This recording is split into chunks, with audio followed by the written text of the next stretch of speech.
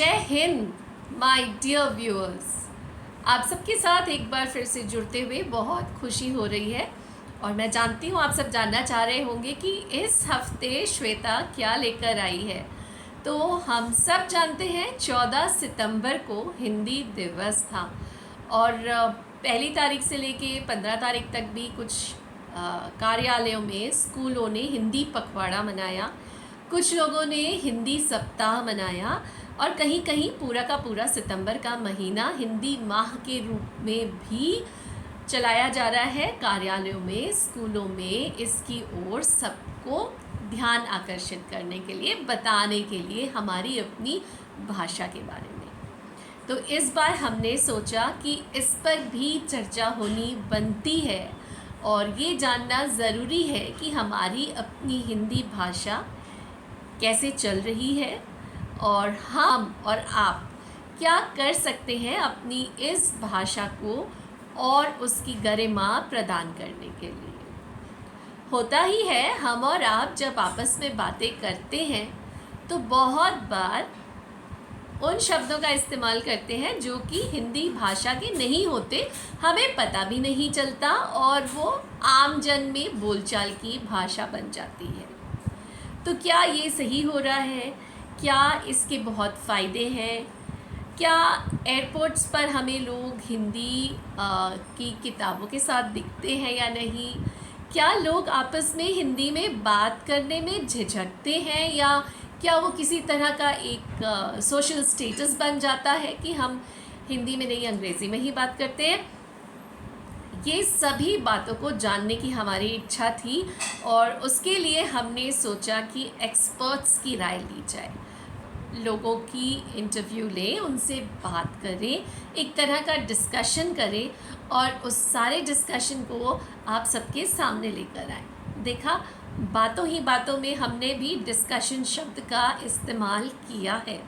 तो इसी तरह की बातों को समझने के लिए आज मैं आपके लिए ये स्पेशल वार्ता लेकर आई हूँ। भेंट वार्ता है और हम चाहेंगे कि आप सभी इसको सुने और अपना भी मत इस पर ज़रूर दें, यानी कि ओपिनियन। तो आइए चलते हैं, सुनते हैं इस वार्ता को। Shri Anil Bharti has been Assistant Director of Programs at Akashvani Dehradun और वर्तमान में आप देहरादून के दूरदर्शन प्रोग्राम्स हेड के रूप में अपनी सकारात्मक ऊर्जा के द्वारा सभी का पथ प्रदर्शन करते हैं। आपका मानना है कि निज भाषा का गर्व उसका गरिमा में उपयोग ही उसे जीवंत रखता है। तो हमारे साथ श्री अनिल भारती जी जुड़े हुए हैं और उन्होंने अपना बेशकीमती समय निकाला है। मुझे पता है वो बहुत बिजी स्केड्यूल में से समय निकाल रहे हैं। सर, उसके लिए हृदय से धन्यवाद देते हुए आपके इस योगदान का हृदय से शुक्रिया। धन्यवाद श्वेता जी, मुझे भी आपके इस शो में जुड़ते हुए बहुत खुशी हो रही है और ये मेरे लिए भी बहुत गौरव का विषय है कि एक बहुत ही महत्वपूर्ण मुद्दे पर आप चर्चा करने जा रहे हैं और उसमें मैं अपने कुछ विचार रख सकूंगा। जी सर। तो सर, जैसा कि हम हिंदी दिवस से ही संबंधित बात कर रहे हैं और जिस तरह से हमने देखा है, आप एक ऐसे माध्यम से जुड़े हुए हैं जो कि आम जनता तक पहुंचता है और हर किसी के दिल को छू जाता है। आपको क्या ऐसा लगता है कि एफएम के आने के बाद और वो केबल टीवी के बाद एक वापसी हुई है, एक पुनर्जन्म कहेंगे क्या इसे? क्या आपके क्या विचार है इसके बारे में? श्वेता जी, ये बहुत ही दिलचस्प प्रश्न है कि एफएम रेडियो के आने के बाद आकाशवाणी का पुनर्जन्म हुआ है। दरअसल मैं अपने सभी दर्शकों को यह बताने जा रहा हूं कि एफएम महज एक टेक्नोलॉजी है। इससे पहले एएम टेक्नोलॉजी थी। एफएम एक नई तकनीक है। इसके आने से पहले आकाशवाणी की अपनी एक पहचान रही है, उसका एक बहुत ही गौरवशाली इतिहास रहा है। और यदि संचार माध्यमों में देखें तो आकाशवाणी की एक क्रेडिबिलिटी है, उसकी एक विश्वसनीयता है और वो विगत कई वर्षों से निरंतर कायम रही है। लेकिन एफएम आने से आकाशवाणी ने अपनी जो पहचान है, वो श्रोताओं के साथ तालमेल बैठाने की जो प्रक्रिया है, उसमें नए ढंग, नए तौर तरीके जरूर ढूंढे हैं। एफएम रेडियो ने बेहतर साउंड क्वालिटी प्रदान की है, इसमें स्पष्टता है। पहले जब हम एएम रेडियो सुनते थे मीडियम वेव पर, तो बारिश, बादल के गरजने की आवाज या बिजली के कड़कड़ाने की आवाज, इस कारण कहीं ना कहीं अवरोध पैदा होते थे। आवाज बहुत स्पष्ट तौर पर श्रोताओं तक नहीं पहुंचती थी। लेकिन अब ये साउंड क्वालिटी बहुत ही बेहतर आ रही है, स्पष्टता है इसमें। और स्थानीयकरण, हमने लोकल जो कंटेंट है उसको श्रोताओं तक पहुंचाने का प्रयास किया है, उनको आकर्षित किया है, जिससे आकाशवाणी को एक नई दिशा मिली है और नई ऊर्जा मिली है। आकाशवाणी ने अपने एफएम जो बैंड है, आपने सुने होंगे, जैसे एफएम गोल्ड चैनल है हमारा, एफएम रेनबो है, इसके माध्यम से श्रोताओं को कार्यक्रमों में विविधता प्रदान की है, वैरायटी आई है इसमें। इसमें संगीत भी है, इसमें समाचार भी हैं, इसमें मनोरंजन के साथ साथ स्थानीय भाषाओं और क्षेत्रों के अनुरूप कार्यक्रम प्रस्तुत किए जाते हैं। इसने आकाशवाणी के शहरी और जो युवा श्रोता हैं, उनके बीच कार्यक्रमों को अधिक लोकप्रिय बनाया है, और इस दृष्टि से आकाशवाणी जन जन तक पहुंचा है कार्यक्रमों के माध्यम से। एफएम के आगमन ने कई मायनों में आकाशवाणी के लिए बहुत ही पॉजिटिव जो बदलाव हैं, जो सकारात्मक परिवर्तन है, वो लाए हैं। और इसमें सबसे महत्वपूर्ण परिवर्तन, जैसे मैंने बताया, वो था प्रसारण की गुणवत्ता में सुधार। जो क्वालिटी ऑफ ट्रांसमिशन है वो सुधरा है। एफएम बैंड पर श्रोता अब स्पष्ट और बिना किसी व्यवधान के कार्यक्रम सुन सकते हैं, जिससे खासकर शहरी क्षेत्रों में आकाशवाणी का आकर्षण बढ़ा है। और जो समकालीन श्रोता है, जो पुराने श्रोता है, जिनकी आयु 50 से अधिक है या 50 तक की भी मान लें, उन्होंने रेडियो को सुना है, रेडियो की इंपॉर्टेंस वो जानते हैं, रेडियो से उनका जुड़ाव किसी न किसी रूप में रहा है।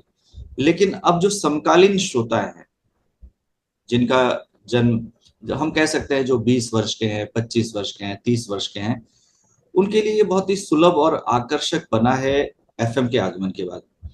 एफएम ने आकाशवाणी को जो प्रतियोगिता है उसमें बने रहने और नए श्रोताओं को जोड़ने का अवसर दिया है। लेकिन ये कहना कि आकाशवाणी का पुनर्जन्म हुआ है, ये शायद पूरी तरह से ठीक नहीं होगा। मैं इस बात से इत्तेफाक नहीं रखता, क्योंकि आकाशवाणी का अपना एक प्रतिष्ठित गौरवशाली इतिहास रहा है।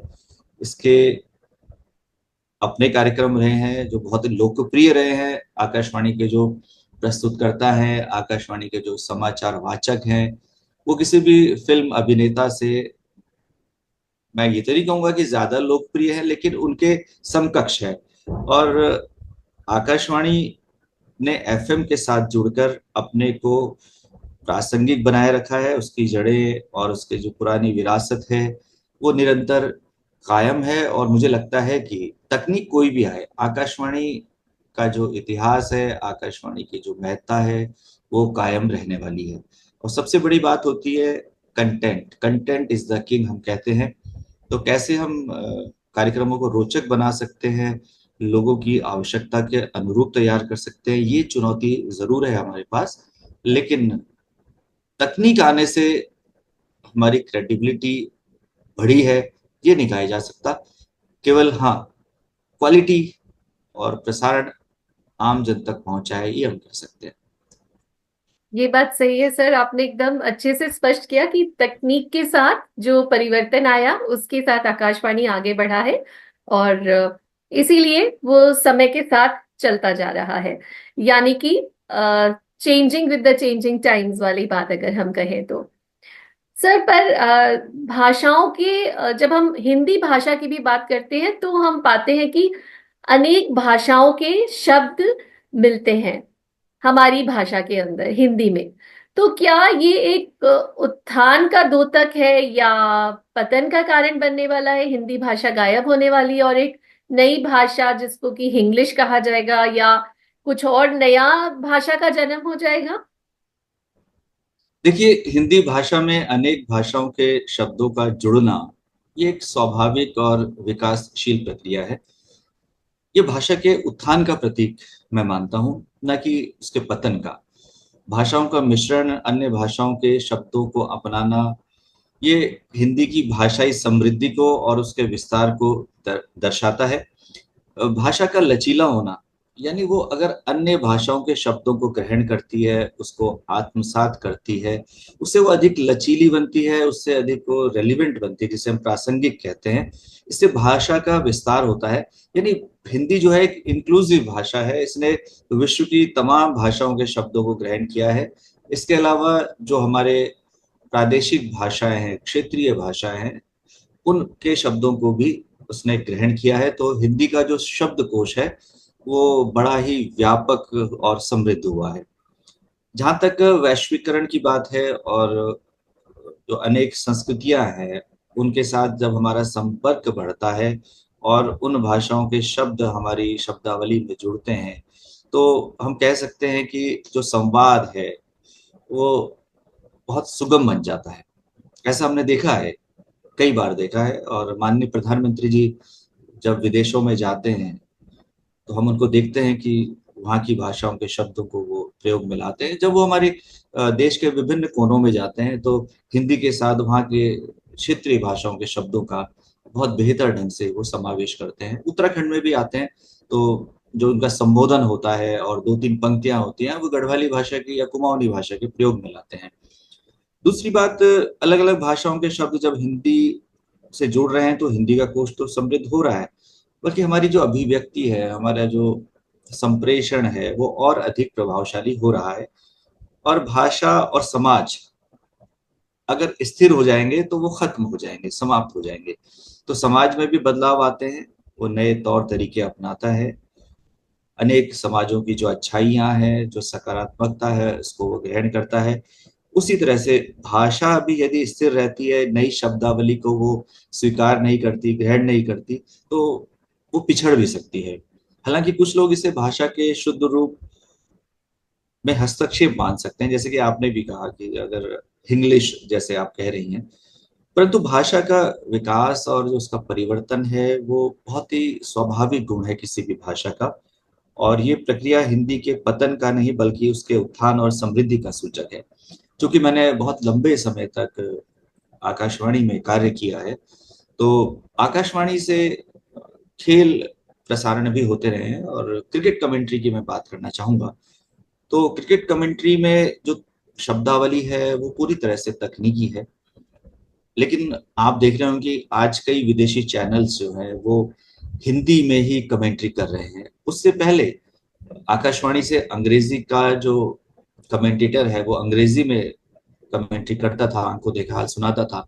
लेकिन हिंदी भाषी जो हमारे कमेंटेटर थे वो भी बहुत खूबसूरती से अंग्रेजी शब्दों को या तो उसमें समावेश करते थे, या उनको बहुत ही शुद्ध हिंदी में प्रयोग करते थे। मैं एक उदाहरण देता हूँ, अभी हाल ही में दैनिक भास्कर में एक आलेख पढ़ने को मिला जिसमें उन्होंने बताया कि किस तरह से सुशील दोषी जो बहुत ही प्रसिद्ध कमेंटेटर है हिंदी के, अब देखिए अंग्रेजी कमेंटेटर कहते हैं, हिंदी कमेंटेटर जो आज के कमेंटेटर वो कहते हैं कि कॉरिडोर ऑफ अनसर्टेनिटी में बॉल पिच हुई।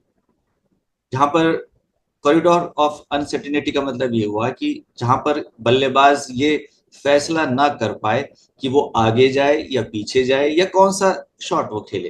जी। तो उन्होंने कहा कि कॉरिडोर ऑफ अनसर्टेनिटी में बॉल पिच हुई, भाग्यशाली थे बैट्समैन, बैट का एज नहीं लगा, सेफ है। अब हमारे कमेंटेटर हिंदी वाले जो कह रहे हैं, जो शुद्ध हिंदी का प्रयोग कर रहे हैं कि शंका के गलियारे में टप्पा खाती गेंद, भाग्यशाली रहे बल्लेबाज, बल्ले का किनारा नहीं लगा, एकदम सुरक्षित। वहां उन्होंने सेफ कहा, यहाँ एकदम सुरक्षित। तो देखिए ये भाषा की खूबसूरती है कि वो अन्य भाषा के शब्दों को ले या उससे बेहतर शब्द अपनी ही भाषा में ढूंढ ले। तो ये प्रयोग करने वालों पर निर्भर करता है। अगर हिंदी प्रेमी हिंदी के शब्दों को अधिक से अधिक प्रयोग में लाते हैं तो ये अच्छी बात है। लेकिन अगर उसको और इंक्लूसिव बनाकर आम जन तक पहुंचना चाहते हैं और अन्य भाषाओं के शब्दों को भी ग्रहण करते हैं तो ये बहुत बुरी बात भी नहीं है, इससे हिंदी का ही विस्तार होगा। राइट। यानी कि हिंदी हमेशा जिएगी अपनी सारी इंक्लूसिवनेस के साथ।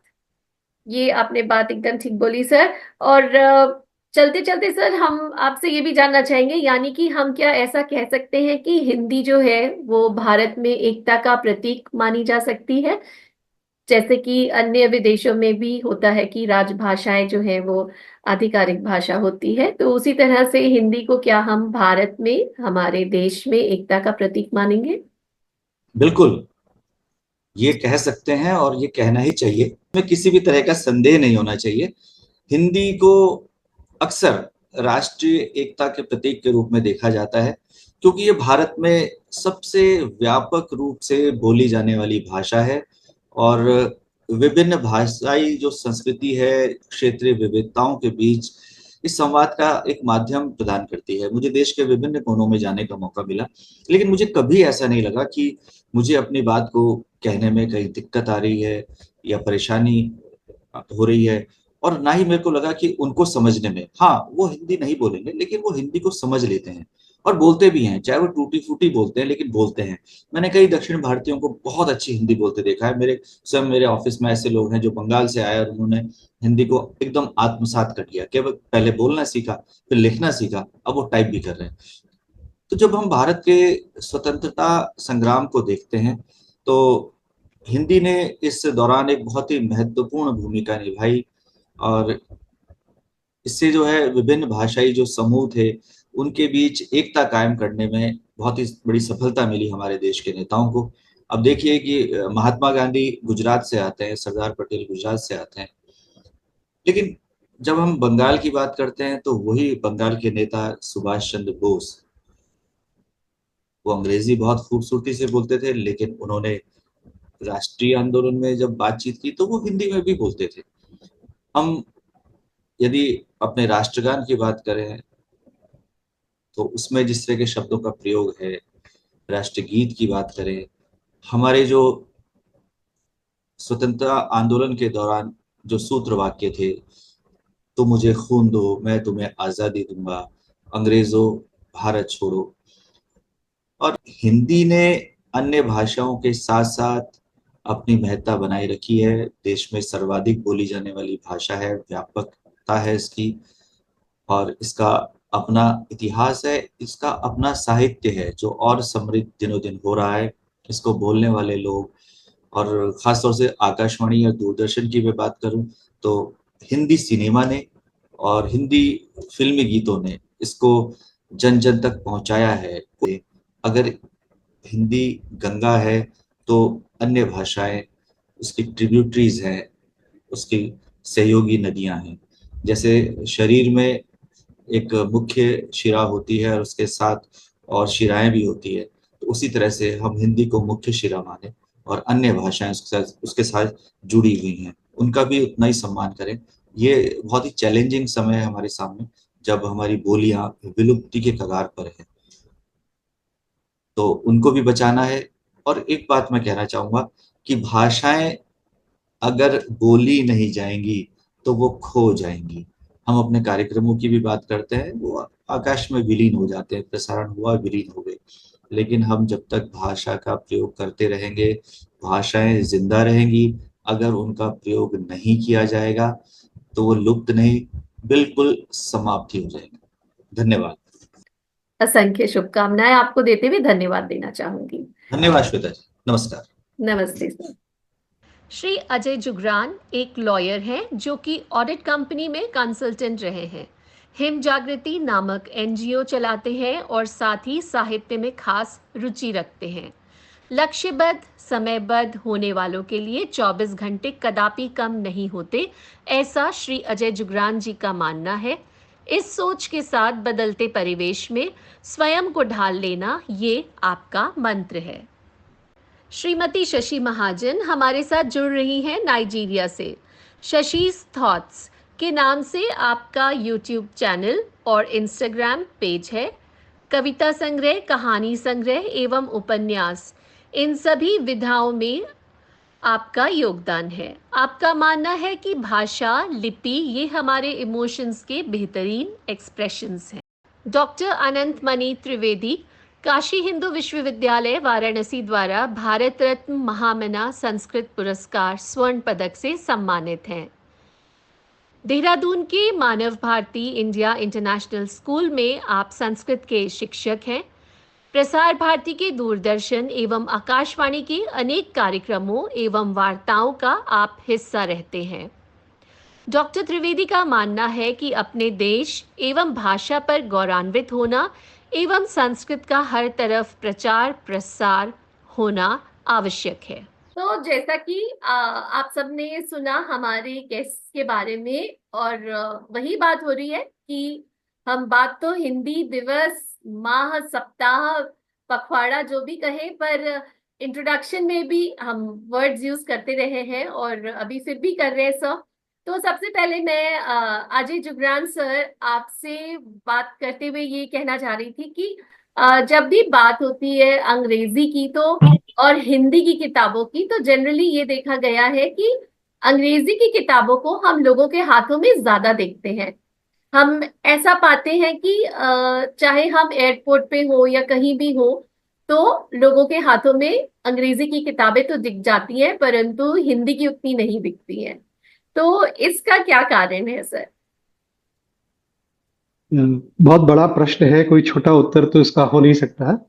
जी। सबसे महत्वपूर्ण बात यह कि देखिए, अंग्रेजी एक वैश्विक भाषा है हमारी हिंदी के मुकाबले, और जो जहां आप उसको देख रही है, खोज मान लीजिए आप उसको एयरपोर्ट पे देख रही है, वहां कौन जाता है? जिसके पास साधन है, जो शिक्षित है। अब तो काफी लोग जाने लगे, जिनके पास कम साधन है, कम शिक्षा, वो भी हवाई जहाज की यात्रा कर रहे हैं। लेकिन वैसे सामान्य तौर पर वही लोग जा रहे हैं जिनके पास शिक्षा है, साधन है, और उन लोगों के पास उनकी जो भाषा है, साधनों की जो भाषा है, शिक्षा की जो भाषा है, व्यवसाय की जो भाषा है, वो अंग्रेजी है। तो ये तो एक कारण हमारी हिंदी किताबों का कम दिखाई देना ऐसी जगहों पर जहां पर लोग जो साधन समृद्ध है वो हो। एक कारण तो यह है कि जो भाषा है वो वैश्विक है, अंग्रेजी वही शिक्षा की भाषा है, वही हमें बुरा लगेगा लेकिन वही व्यवसाय की भाषा भी है। और क्योंकि हमने औपनिवेशिक तरीके से अपनी भाषा का प्रचार नहीं किया, हमने कॉलोनीज नहीं बनाई, है ना, हमने अपना झंडा कहीं और गाड़ा नहीं, किसी की जमीन नहीं ली, हिंदी वालों ने और हिंदुस्तान ने। तो उससे भी भाषा पर असर पड़ता है। जहां जहां अंग्रेज गए उन्होंने अंग्रेजी फैलाई, और हमने ऐसा नहीं किया। हम अपनी सीमाओं में रहे, किसी पर आक्रमण नहीं किया, किसी पे कब्जा नहीं किया। इसलिए हमारी भाषा हमारा महाद्वीप है या उपमहाद्वीप है उस तक सीमित है, उसमें भी कुछ हिस्से में सीमित है, सारी जगह नहीं है। तो ये कारण है। दूसरा ये है कि आप हिंदुस्तान जो है, भारत में एक विविधता है भाषा की भी। हम तो अपना 100 रुपए का नोट देख के ही बता सकते हैं कि 22 भाषाएं भारत मान्यता देता है। तो 22, उसके अलावा भी भाषाएं हैं, जैसे कि टिबेटन है, लेप्चा है, मुंडा है, इनका नाम ही नहीं है उस लिस्ट में। तो और भी भाषाएं हैं जिनका नाम नहीं है, लेकिन ये भाषाएं भी एक असर रखती हैं, प्रभाव रखती हैं अपने अपने क्षेत्रों में। तो लोग उसमें पढ़ना, अगर वर्नाक्युलर में जिसको कहते हैं, लोकल में पढ़ना, वो उस भाषा में पसंद करते हैं, वो हिंदी में नहीं करते, क्योंकि उससे उनका क्षेत्रीय महत्वाकांक्षा या रीजनल एस्पिरेशन है, वो हो सकता है उसमें थोड़ी कमी आती हो। इसलिए वो अंग्रेजी को बढ़ावा देते हैं जहां हो सकता है, और जहां अपनी भाषा होती है जो कि ठीक है, उसको भी कोशिश करते हैं कि उसको भी इस्तेमाल में रखें। सबसे महत्वपूर्ण बात यह है कि सोशल स्टेटस, अब जैसे हम अभी हिंदी में यूज कर रहे हैं शब्द को, सोशल स्टेटस क्या है, आपका सामाजिक प्रतिष्ठा क्या है, स्थान क्या है समाज में, उसका द्योतक भी है अंग्रेजी। ये दुख का विषय है, क्योंकि हिंदी इतनी समृद्ध भाषा है। हम सब, हो सकता है हिंदी बोल करके भी हमारी प्रतिष्ठा बहुत हो, पर है, आज के दिन में है, बहुत अच्छे आप देखेंगे जो राजनीति में लोग हैं बहुत अच्छी हिंदी बोल रहे हैं काफी लोग, और मनोरंजन के क्षेत्र में तो है ही। तो क्योंकि हम दबे रहे एक भाषा बोलने वाले अंग्रेजों से, तो उनके बराबर होने के लिए उनकी भाषा सीखी, तो वो सामाजिक प्रतिष्ठा की भाषा भी है। एक कारण जो मुझे जिससे दुख होता है, वो मुझे ये लगता है कि हमने हिंदी को कठिन बनाया है। हम उसको बिल्कुल प्योर रखने की कोशिश में, बिल्कुल पवित्र, बिल्कुल अनछुआ रखने की कोशिश भी हमारे अपने लोगों के अंदर है, जो हिंदी से प्रेम करते हैं उनके अंदर भी है। सबके अंदर ना हो, काफी लोगों के पास है, और वो उससे कठिन हो जाती है भाषा। तो आम आदमी को बोलचाल की भाषा पसंद है, और अगर हम बहुत कठिन भाषा लिखेंगे तो वो उससे दूर जाएगा। तो ये कुल मिला के ये मेरे को लगते हैं बड़े कारण हैं। अंग्रेजी को आप देखिए, लाठीचार्ज आपसे ले लिया, बंदोबस्त आपसे ले लिया, ध्यान आपसे ले लिया, गुरु आपसे ले लिया, पंडित आपसे ले लिया। हर साल 10 15 20 नए शब्द दूसरी भाषाओं के लेके अपने को समृद्ध कर रहे हैं। हम हम विरोध कर रहे हैं। हमको अच्छा नहीं लगता कि हमारी भाषा में दूसरी भाषा के शब्द आए। इस पर थोड़ा विचार करना होगा कि अगर हमको सरल बनाना है, भाषा को अपनी लोगों तक पहुंचाना है, तो उसको सरल बनाना होगा। उसके लिए हमें थोड़ा बहुत दूसरी भाषाओं से भी ले लेना चाहिए। सही बात है सर। और जो ये बात हो रही है कि हमने अपने आप को शायद कहीं पे जाके एक पार्ट ऑफ दैट लैंड लेने की कोशिश नहीं की, जिसके कारण कि हम हिंदुस्तानी अपना हिंदी है, हम वतन है बोल के हम उसी में खुश रहे हैं। पर हिंदी की भाषा की जब बात हो रही होती है तो आजकल हमें ऐसे लगता है जैसे कि शायद कहीं पे थोड़ा बहुत बदलाव आ रहा है। चाहे वो हमारे ओटीटी के प्लेटफॉर्म्स ही क्यों ना हो, वहां पर भी हम देखते हैं कि हिंदी में बहुत सारे कार्यक्रम बन रहे हैं। शायद वो भी एक तरीका है आम जन तक भाषा को पहुंचाने का। तो शशि मैम, आपको क्या लगता है कि ये जो हिंदी के कार्यक्रम है, क्या ये हिंदी भाषा को हर जन तक पहुंचाने में जान फूंकने का काम कर पा रहे हैं? क्या वो उसकी गरिमा को बना पा रहे हैं, आगे बढ़ा पा रहे हैं? अ, देखिए, भाषा एक प्रयोग की चीज है। जितनी अधिक प्रयोग में आएगी वो उतनी ही जीवित रहेगी। तो मैं जब हिंदी के बारे में सोचती हूँ तो मुझे लगता है हिंदी एक लोक भाषा बन के रह गई है। उसका कारण ये है कि उसमें अच्छा साहित्य निर्माण नहीं हो रहा। साहित्य से मेरा अर्थ सिर्फ कविता कहानियों तक सीमित नहीं है। विज्ञान की पुस्तकें, भूगोल, मतलब विभिन्न विषयों पर पुस्तकें बन ही नहीं रही हैं। आज यदि मैं अपना इंटर बौद्धिक स्तर बढ़ाना चाहूँ तो मुझे अंग्रेजी के प्रति जाना पड़ेगा, क्योंकि मुझे विदेशी भाषा में सिर्फ वही आती है। ताकि सिर्फ हिंदी काफी नहीं रहेगी मेरी। तो आप देखिए, हिंदी करोड़ों लोगों की भाषा है, आप उसको मार नहीं सकते। आ, वो मनोरंजन में तो है ही, फिल्मों में है, नेटफ्लिक्स जैसे फोरम पे है। तो आप उस भाषा को इस्तेमाल तो कर रहे हैं, पर उसका इस्तेमाल का स्तर बहुत गिर गया है। जैसे मुझसे पहले उन्होंने कहा कि हम उसको शुद्ध रखने का प्रयास कर रहे हैं। मेरे विचार में शुद्ध रखने में कोई हानि नहीं है। भाषा की जो गति है नदी की तरह, आप उसको रोक नहीं सकते। वो शब्द लेती जाएगी, लेकिन उसकी शुद्धता, उसके शब्दों का चयन, वो महत्वपूर्ण है भाषा के लिए, क्योंकि वो हमारी संस्कृति से जुड़े हैं, हमारे इतिहास से जुड़े हैं। यदि हम उनको खोते चले जाएंगे तो वो सब खोता चले जाएगा। जैसे अभी राम की शक्ति पूजा है, निराला की, अब मैं भी पढ़ती हूँ तो मुझे कठिन लगती है और मुझे दुख होता है। और मुझे लगता है एक कारण कि हमें संस्कृति सिखाई, अपने बच्चों को खुद भी नहीं सीखी। तो उसके कारण हमें अपने इतिहास से जुड़ने में, अपनी संस्कृति से जुड़ने में कठिनाइयां तो आती ही हैं। तो जो ओटीटी आज प्रोग्राम बना रही है वो इन सब से अलग है। वो उनमें इतनी डेप्थ नहीं है। परंतु अगर आपको साहित्य में कुछ खास विचार रखने हैं तो आपको हमेशा भाषा का चयन करना ही पड़ेगा, और कई बार शुद्ध भाषा का चयन भी करना ही पड़ेगा। और उसका महत्व है। आप अंग्रेजी में भी देखिए, जब लोग अच्छी अंग्रेजी बोलते हैं, बहुत अच्छी अंग्रेजी बोलते हैं और हमें अच्छा लगता है वो, तो हम अपनी भाषा के प्रति ये रवैया क्यों ना रखें। तो ओटीटी भी भाषा को तो जिंदा रखेगी, लेकिन भाषा का स्तर क्या होगा, भाषा में भाषा से संभावनाएं कितनी बढ़ेंगी बौद्धिक और मानसिक विकास की, वो एक अलग प्रश्न हो सकता है। जी, ये बात भी आप सही बोल रहे हो। अ, डॉक्टर त्रिवेदी सर, जब ये बात हो रही है कि हिंदी का एक अपना साहित्य है और उसको कहीं ना कहीं वो शुद्धता भी चाहिए और उसको एक उसी हिसाब से समझने की भी जरूरत है।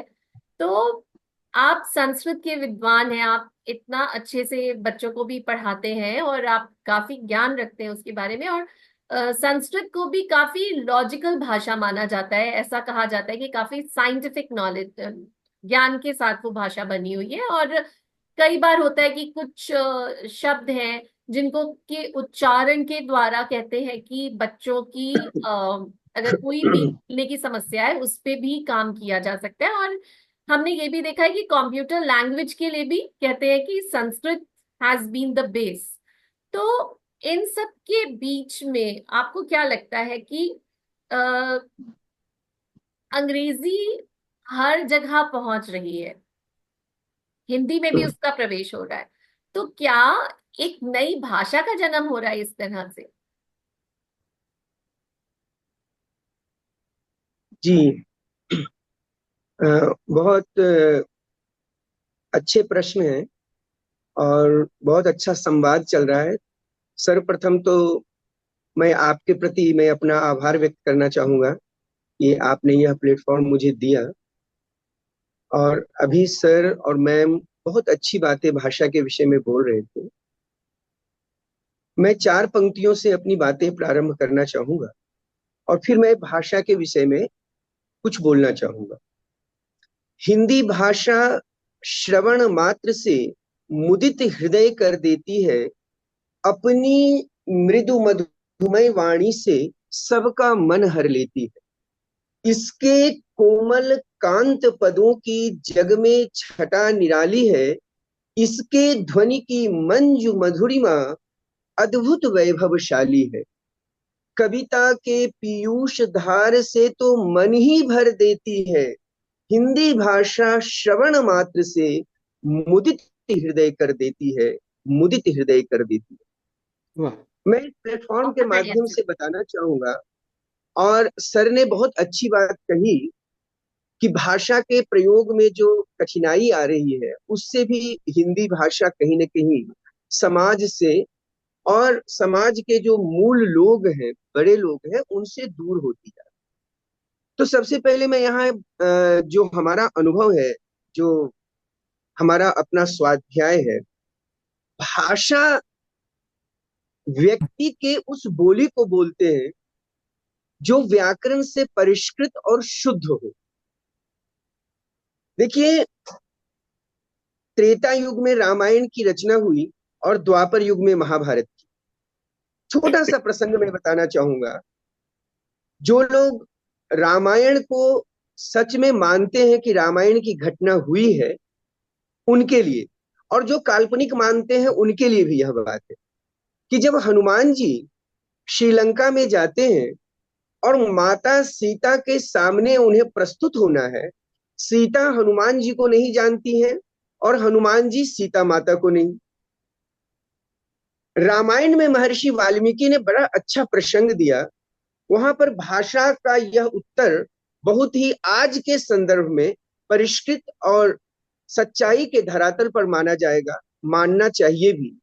हनुमान जी कहते हैं कि यदि वाचाम प्रदास्यामि द्विजातिरिव संस्कृताम रावणम मन्यमाना माम सीता भीता भविष्यति। हनुमान जी सोच रहे हैं, अपने मन में सोच रहे हैं, यदि मैं संस्कृत भाषा में बोलूं तो सीता भीता भविष्यति, सीता डर जाएगी कि रावण किसी और रूप में आकर तो मेरे सामने प्रस्तुत नहीं हो रहा है, तो मैं किस भाषा में बोलूं। यानी कि उस समय भी 2 भाषाएं प्रचलित थी। एक विदेशी पर्यटक जो विदेश से आता है और विश्व के गांव में भी माँ को मम्मी बनाकर चला जाता है, और हम इतने सदियों पुराने अपने माँ को मातृत्व नहीं दे पाए। मेरे हिसाब से, जहां तक मुझे जानकारी है, मुझे ज्यादा जानकारी इंग्लिश के विषय में नहीं है, लेकिन मैं मानता हूं कि 13वीं शताब्दी के बाद से ही अंग्रेजी का समाज में समाजीकरण ज्यादा हुआ। सर इससे ज्यादा मुझे बता पाएंगे शायद, या मैम बैठी हैं, श्वेता मैम भी जानती होंगी कि 13वीं शताब्दी के बाद से ही इंग्लिश का बोलचाल या इंग्लिश का बढ़ावा पूरे विश्व में हुआ। मेरा यह मानना है कि हम गौरवान्वित नहीं थे, अपनी भाषा को लेकर हमें गौरव महसूस नहीं था। यदि ऐसा होता तो आज विश्व में जो मंदारिन भाषा 1 नंबर पर आ रही है, अंग्रेजी दूसरे नंबर पर आ रही है, और हिंदी को जो तीसरे नंबर पर दिखाया जा रहा है, ऐसा नहीं होता। सर जो ये आप बात बोल रहे हो भाषा से संबंधित, ये तो एकदम करेक्ट है, पर ये भी आपकी बात सही है कि हिंदी जो है वो अब लोग ज्यादा अच्छे से शायद इस्तेमाल कर रहे हैं, उतना झिझक नहीं रहे।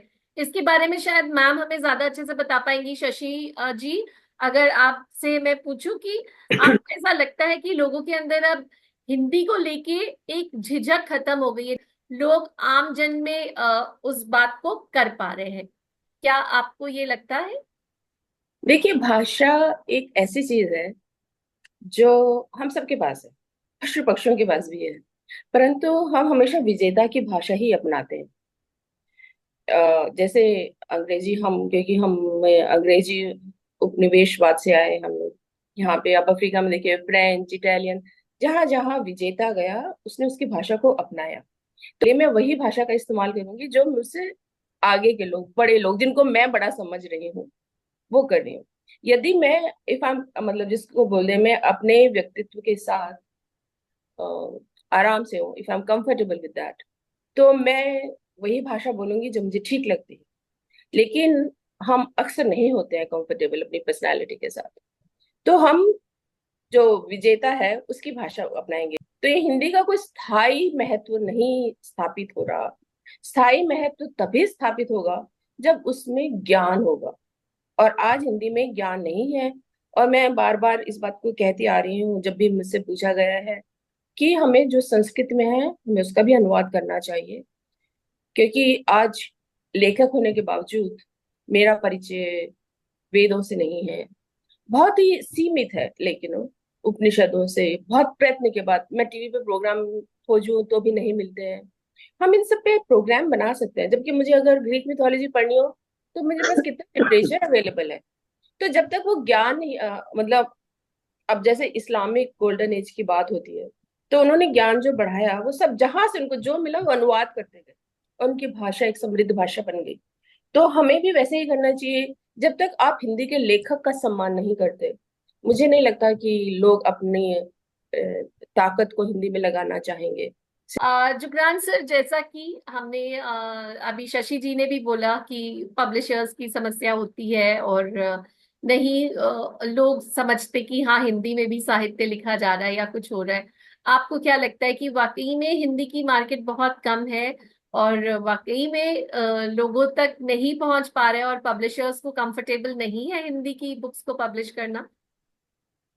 ये सुना जाता है, ये ऐसा है, और संभवतः है, और लोगों के अनुभव में भी है कि कठिनाई होती है प्रकाशक खोजने में। प्रकाशक मतलब जो ट्रेडिशनल प्रकाशक हैं, पारंपरिक तरीके से, जो कि आपको थोड़ा पैसा दे, फिर आप लिखे, फिर वो आपकी जो पांडुलिपि है उसको देख करके कुछ बताए कि इसको ऐसा लिखिए, वैसा लिखिए, थोड़ा सुधारिए, जो भी करिए।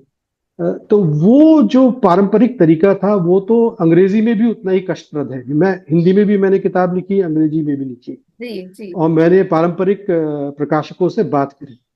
क्योंकि मैं तो नव प्रवेशी हूं, तो इसलिए मैं क्षमा चाहूंगा अगर किसी को लगे कि मैं कोई बात कह रहा हूं जो ठीक नहीं है। तो मैंने देखा कि मैंने जब हिंदी की किताब लिखी तो पारंपरिक वालों के पास गए, तो उनका व्यवहार उस समय मेरे को लगा कि ठीक है, ये अच्छा नहीं है, तो मैं अपने आप इसको प्रकाशित कर लेता हूँ। ठीक है, तो मैं फिर, लेकिन भाग्य से कोई मिल गया मेरे को, उसने प्रकाशित कर दी किताब। फिर हमने अंग्रेजी की किताब लिखी। फिर हम जो आज के सबसे बड़े ब्रांड हैं मार्केट में, मैं 3 4 5 के पास गया, वही प्रोसेस था, वही प्रक्रिया थी, उतने ही कष्ट थे। जितने हिंदी 2 महीने में हो सकती थी वो जाके 1.5 साल में हुई, धीरे धीरे करके।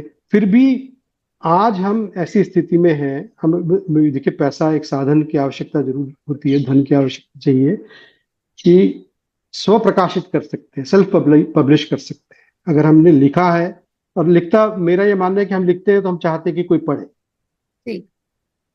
है ना। इसीलिए संभवतः इसलिए लिखते हैं कि हम चाहते हैं कि हम किसी से संवाद में रहें। कोई मेरी किताब से संवाद में रहे तो मेरे विचार से संवाद में है, मैं उससे संवाद हूं। और अगर मैं लिख के अपने तकिए के नीचे रख दूं तो वो संवाद तो होगा नहीं। तो अगर मैंने अच्छा लिखा है तो कोशिश तो करनी पड़ेगी, पारंपरिक तरीके से करेंगे तो कठिनाइयां होंगी। और अगर थोड़ा धन कहीं है तो आप उसका इस्तेमाल करके स्व प्रकाशित कर सकते हैं। ये संभावना अब आई है। और अब तो आप ज्यादा किताब भी आपको प्रकाशित करने की आवश्यकता नहीं है। आप देख सकते हैं कि आपने 100 करिए, 100 बिकी, या 100 की समीक्षा, 100 में से 10 की समीक्षा अच्छी आई, तो आप उसका फॉर्मेट, मैं जैसे कह रहा था कि संचार माध्यमों को आप इस्तेमाल कर सकते हैं। आप यूट्यूब पे कुछ हिस्सा उसका ला सकते हैं, ऑडियो बुक बना सकते हैं,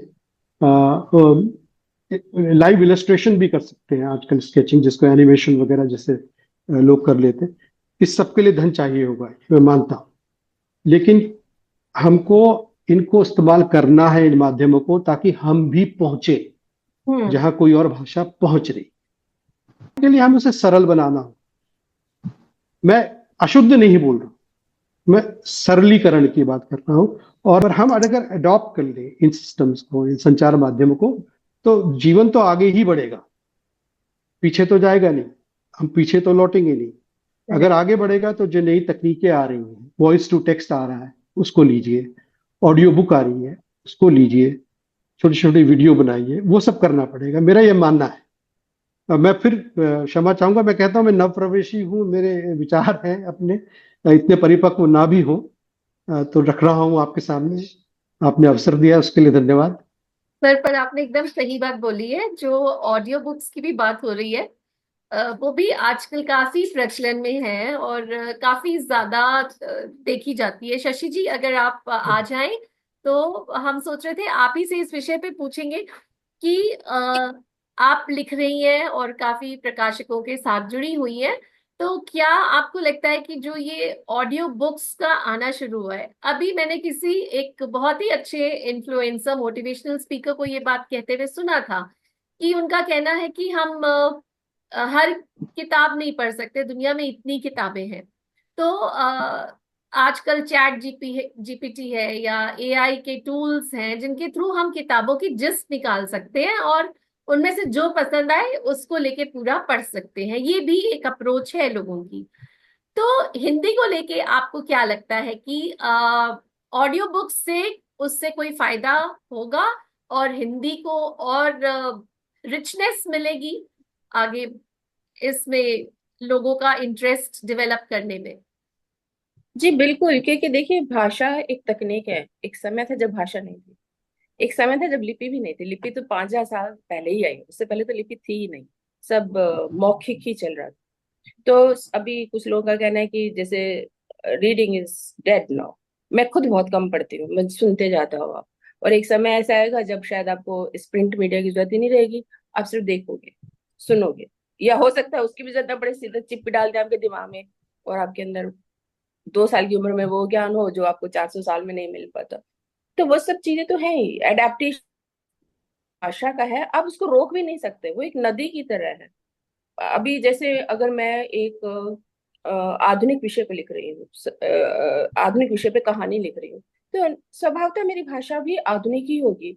उसमें अंग्रेजी के शब्द भी आएंगे क्योंकि बंदा आईआईटी में काम कर रहा है, हो सकता है बॉस्टन में रह रहा है, तो उसमें कुछ शब्दों को मैं नकार नहीं सकती, उनका प्रवेश है। और मुझे नहीं लगता कि हिंदी हिंदी के सरलीकरण में कोई बाधा है। किसी भी भाषा को बाधा हो ही नहीं सकती है। मेरा सिर्फ कहना ये, पर अगर जिसको बोलते हैं ना what is a great literature, great literature उसमें है जिसकी भाषा उदात हो, विचार उदात हो, चरित्र उदात हो। उन सब के लिए आपको एक अच्छी स्टैंडर्ड लैंग्वेज चाहिए, और उसकी जो ब्यूटी होती है, एस्थेटिक ब्यूटी, वो अलग ही होती है। जो शशि जी ने बातें बोली अबाउट ऑडियो बुक्स से बढ़ के साहित्य को कितना हमें एक शायद गरिमा की जरूरत है हमारी भाषा के लिए। तो सर हमने ये भी तो देखा है ना जुबरान सर की आप रूस जाइए, इजराइल जाइए, वहां की अपनी उनकी एक डिपार्टमेंट है अलग से, जो कि कोई भी नई आ रही टेक्नोलॉजी को लेके अगर बात होती है तो वो उसके लिए अपने देश की भाषा में उसके लिए शब्द चुनता है। परंतु जब हम हिंदी को देखते हैं तो वो हर तरह से सभी कुछ सम्मिलित होता जा रहा है और मिक्स बैग बनता जा रहा है। तो क्या हमें भी हिंदी के लिए इस तरह की किसी तकनीक की आवश्यकता है, या इसकी रिक्वायरमेंट के बिना चल जाएगा? शब्द खोजे जाएं, लेकिन अगर कोई शब्द तकनीकी तौर पे उसका अनुवाद नहीं हो पा रहा तो उसको अंग्रेजी आप लेकर के सिंटैक्स उसकी आप स्वर लेकर के आप लिख सकते हैं उसको। और एआईसीटी ने अभी जो सरकार चल रही है उसके अंदर बहुत बड़ा काम किया है, टेक्निकल डॉक्यूमेंटेशन, इंजीनियरिंग डॉक्यूमेंटेशन का अनुवाद करने का। और मैं एक इसी तरह के संवाद का हिस्सा था, हालांकि मैं उसमें सुन रहा था, मैंने कुछ बोला नहीं।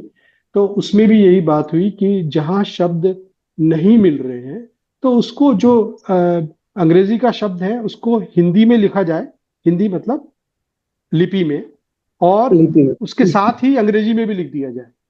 इस तरह से आप टेक्निकल डॉक्यूमेंटेशन को एनरिच करते चले जाएं, उसको समृद्ध बनाते जाएं अपने टेक्निकल। तभी जब ये तकनीकी जो चीजें ठीक होंगी तब जाकर के भाषा रोजगार की भाषा बनेगी, व्यवसाय की भाषा बनेगी, अर्थ की भाषा बनेगी, तब जाकर के भाषा आगे जाएगी। अगर हिंदी से रोजगार नहीं मिल रहा तो हिंदी मतलब दुख से कहना पड़ेगा कि नहीं आगे बढ़ेगी।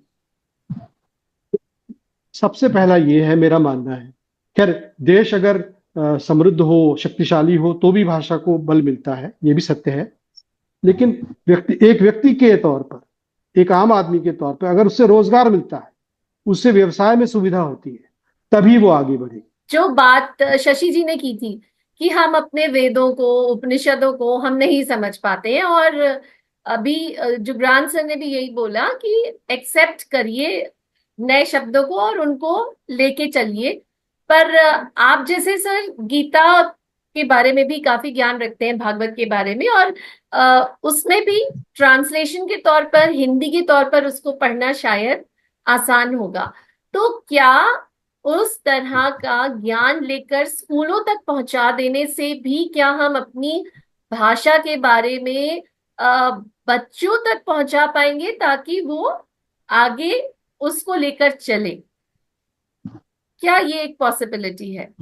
आप महर्षि पतंजलि का महाभाष्य उठाइए, और महर्षि पतंजलि जब महाभाष्य लिख रहे होते हैं पाणिनि के व्याकरण के बाद, जुगरान सर जानते होंगे, मैं उनका अभिनंदन कर रहा हूं और बहुत अच्छी बातें उन्होंने कही। तो महर्षि पतंजलि ने उस समय भी भाषा की यही दिक्कत थी। देखिए, जब भी समाज बदलता है, देश बदलता है, तो भाषा की दिक्कतें आती हैं, चाहे वो इजराइल की हिब्रू हो या भारत की हिंदी संस्कृत हो या इस समय हिंदी और अंग्रेजी का हो।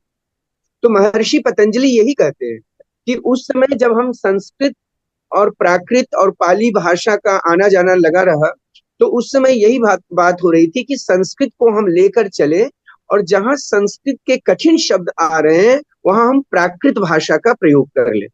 वही बात यहाँ अंग्रेजी और हिंदी के साथ है। रही बात श्रीमद् भगवत गीता, उपनिषद और वेद और पुराणों की, तो उनके बिल्कुल सरल अनुवाद इन दिनों हो रहे हैं। भारत का राजभाषा विभाग है और हर एक विभागों में इस समय हिंदी पर काम हो रहे हैं, कार्यशालाएं हो रही हैं। साहित्य अगर स्तरीय होगा, यानी उसमें स्तर होगा, उसमें साहित्य का अर्थ ही होता है, साहित्य समाज का दर्पण होता है, वह समाज को दर्पण दिखाने वाला होता है, आईना दिखाने वाला होता है। यदि वह साहित्य हमें आईना दिखा रहा है तो निश्चित तौर पर उसके लेखक की भी बढ़ोतरी होगी। तो माय डियर लिसनर्स, और मेरे साथ इस बात को अगर आप भी मानते हैं कि हिंदी भाषा एक बहुत समृद्ध भाषा है, इसकी बहुत गरिमा है, और जिस तरह से हमारे आज के सारे एक्सपर्ट्स ने बातें की, हमें अपने मत दिए, बताया उन्होंने कि उनको कैसा लगता है हिंदी भाषा को लेकर और क्या क्या चेंजेस आ रही हैं। और यहाँ तक कि अनिल सर ने हमें ये भी बोला कि वो ऐसी लचीली प्यारी भाषा है कि वो सबको साथ लेके अपनी गरिमा बना के रख सकती है। तो इन बातों को आप भी अपने ध्यान में रखें। और जैसा कि शशि जी ने भी कहा कि बच्चों तक इस भाषा को पहुंचाना बहुत ज़रूरी है, तो उस ओर भी आप सब ज़रूर ध्यान दें। अपने घर में केवल सितंबर के माह में ही हिंदी की बातें न करें और हिंदी भाषा की बातें न करें, साहित्य पढ़ाएं बच्चों को, जैसा कि जुगरान सर ने कहा है। और साथ ही साथ त्रिवेदी सर ने भी यही बोला, डॉक्टर त्रिवेदी ने, कि भाषा को समृद्ध करना हम सबके हाथ में है, क्योंकि जितना हम बच्चों के साथ इस पर बातें करेंगे, उनको वैसे किताबें ला के देंगे। क्योंकि हमें याद है अमर चित्र कथा बहुत अच्छी कहानियाँ लेकर आती थी, और हम अपने बच्चों के जन्मदिन पर, जिसको रिटर्न गिफ्ट कहते हैं, कोशिश करते थे हर बार अमर चित्रकथा की नई सीरीज़ निकालकर वो बच्चों को गिफ्ट में दी जाए। इस तरह की शायद छोटी छोटी शुरुआत भी बहुत लंबा लेकर जाती है हमारी भाषा को समृद्ध करने के लिए। कोशिश करिए कि आप गौरवान्वित फील करें, और कहते हैं ना, हिंदी है हम, वतन है हिंदुस्तान हमारा। आप सबसे एक प्रश्न पूछते हुए, एक सवाल करते हुए मैं विदा लेना चाहूँगी, और वो प्रश्न ये है कि क्या आप अपने मोबाइल में जब मैसेजेस टाइप करते हैं और आप सोचते हैं कि हिंदी में मैसेज लिखा जाए, तो क्या आप आसानी से हिंदी के जो वर्ण हैं उनका इस्तेमाल करते हुए कर लेते हैं, या आप उसको इंग्लिश टू हिंदी ट्रांसलेशन के साथ करते हैं?